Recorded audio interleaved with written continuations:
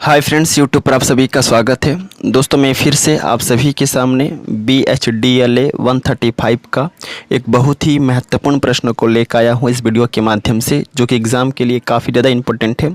और इस वीडियो के माध्यम से जो मैं प्रश्न बताऊँगा, इस प्रश्न के एग्ज़ाम में आने की संभावनाएँ काफ़ी अधिक है, क्योंकि यह प्रश्न प्रीवियस ईयर की परीक्षा में आ चुका है और इस बार भी एग्ज़ाम में आने की संभावनाएँ काफ़ी अधिक है। ओके, और मैं जो प्रश्न बताऊँगा यह प्रश्न एग्ज़ाम में 20 नंबर का आएगा और मैं 100% श्योर हूँ कि यह प्रश्न एग्ज़ाम में आएगा ही आएगा। ओके, तो आइए चलते हैं, जानते हैं कि कौन सा प्रश्न है जो कि एग्ज़ाम के लिए काफ़ी ज़्यादा इम्पोर्टेंट है।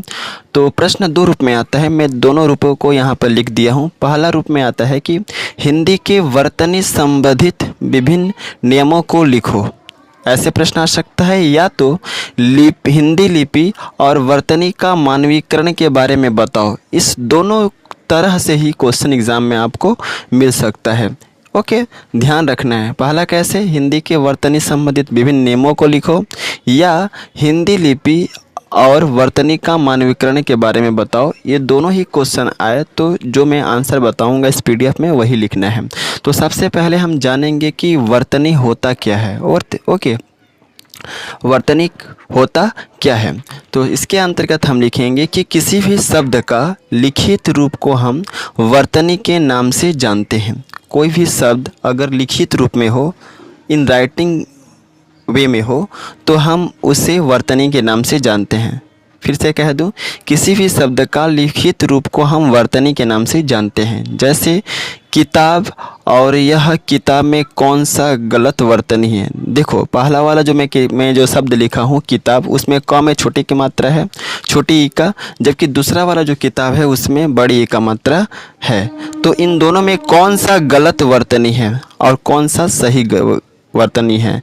तो इसमें पहला वाला जो शब्द है वह सही वर्तनी है, जो कि क पर छोटी ई का मात्रा दिया हुआ है, और जबकि दूसरा वाला शब्द है वह गलत वर्तनी है, क्योंकि उसमें क का बड़ी ई का मात्रा दिया गया है। इसलिए किसी भी शब्द को अगर लिखित रूप में लिखना हो तो हमें उस समय सही वर्तनी का प्रयोग करना चाहिए। ओके, ऐसे लिखना है सबसे पहले वर्तनी के बारे में।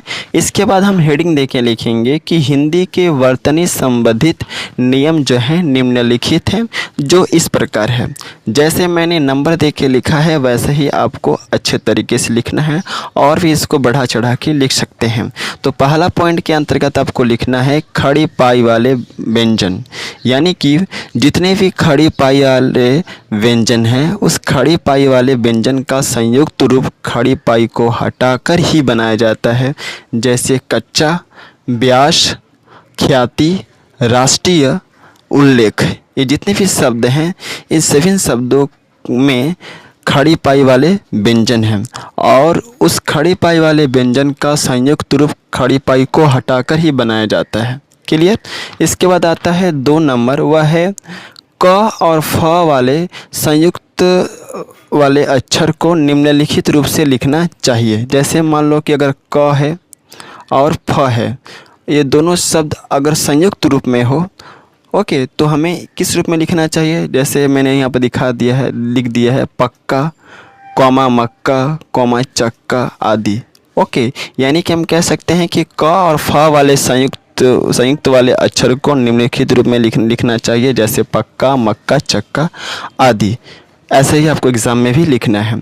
इसके बाद 3 नंबर पॉइंट है, वह है ट, ठ, ढ, द, ह आदि वाले संयुक्त अक्षर के लिए हल चिन्ह का प्रयोग किया जाना चाहिए। जैसे लट्टू, कौमा चिन्ह, कौमा ब्रह्मा आदि। ओके, फिर से बता दूं, ट, ठ, ढ, द, ह आदि वाले संयुक्त अक्षरों के लिए हमें हल चिन्ह का प्रयोग करना चाहिए। जैसे लट्टू, चिन्ह, ब्रह्मा। जिस तरह से मैंने मात्रा के साथ लिखा है वैसे ही आपको एग्ज़ाम में लिखना है, तभी आप अच्छे स्कोर कर पाएंगे। इसके बाद 4th नंबर वर्तनी का नियम है कि संयुक्त र के निम्न 3 रूप में लिखना चाहिए। जो र होता है वह मुख्य रूप 3 रूप से लिखा जा सकता है। जैसे प्रकार, ओके, कौमा धर्म, म के ऊपर रेफ है तो वह र हो गया। फिर कॉमा राष्ट्र, जो नीचे की तरफ राष्ट्र है, ठीक ना, जो ऐसे करके दिया है त्रिभुज के आकार का, नीचे की तरफ राष्ट्र के नीचे जो है वह र है, तो र को हम 3 रूप में लिख सकते हैं। जैसे मैंने एग्जाम्पल दे दिया है, प्रकार, धर्म और राष्ट्र। ओके, इसके बाद आता है 5th नंबर, वह है यदि र पहले हो और बाद में कोई व्यंजन हो तो उस समय र उस व्यंजन के ऊपर दिया जाता है।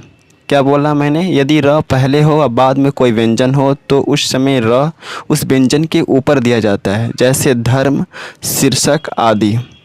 इसके बाद आता है 6 नंबर, वह है यदि व्यंजन के बाद कोई मात्रा हो तो रेफ मात्रा के ऊपर लगाया जाता है, जैसे धर्मेंद्र, कर्मी आदि।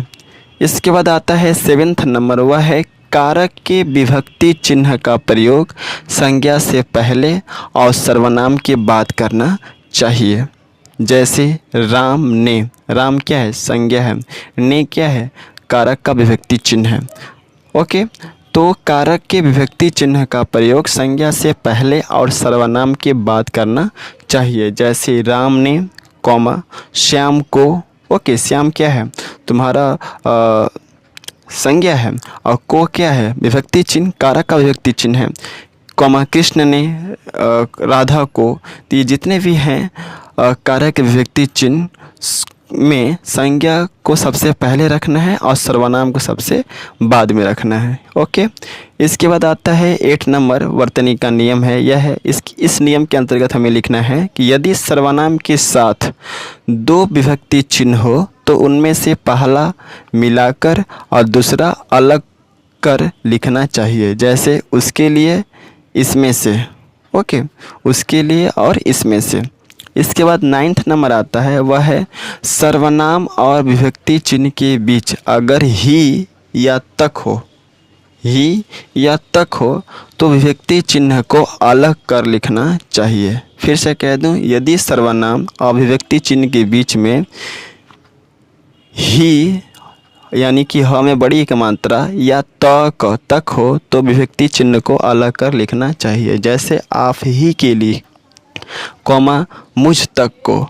ओके, तो ये दोनों जो शब्द हैं, दोनों भी जो शब्द हैं वह इस नियम को दर्शाता है। ओके, तो एग्जाम्पल जरूर लिखने हैं तभी आप अच्छे स्कोर कर पाएंगे। इसके बाद आता है 10th नंबर, वह है द्वंद्व समास में पदों के बीच हाइफन रखा जाता है, हाइफन रखा जाता है, जैसे लक्ष्मण, राम लक्ष्मण।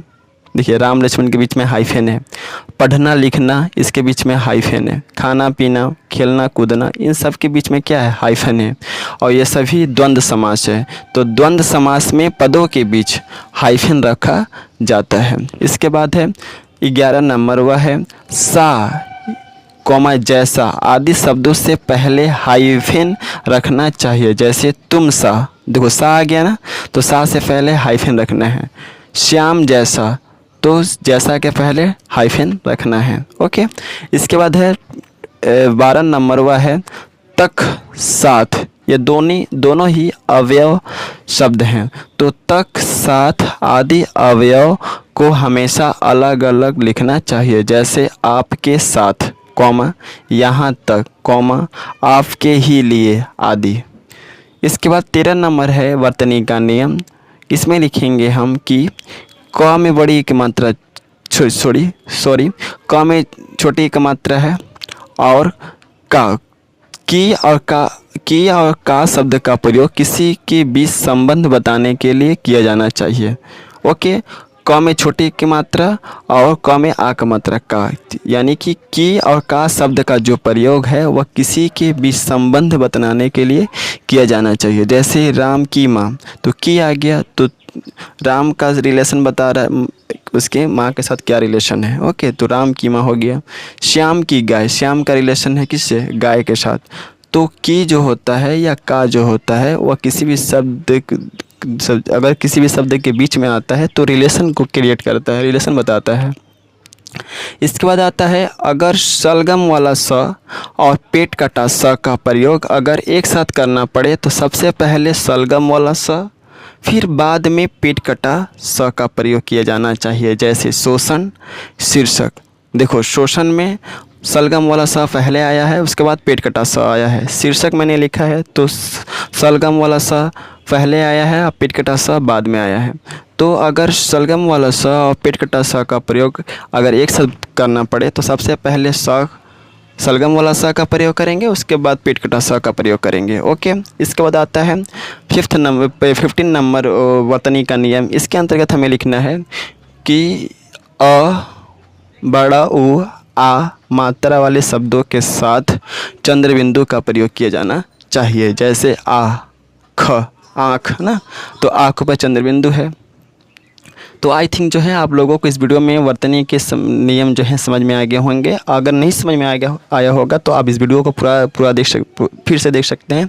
आई थिंक आप लोगों को समझ में आ जाए। ओके, और एक चीज़ कहना चाहता हूँ कि अगर इसका आपको PDF चाहिए तो आप टेलीग्राम चैनल से जुड़ सकते हैं, और जैसे ही आप टेलीग्राम चैनल से जुड़ते हैं मैं इसका PDF आप सभी को प्रोवाइड कर दूँगा।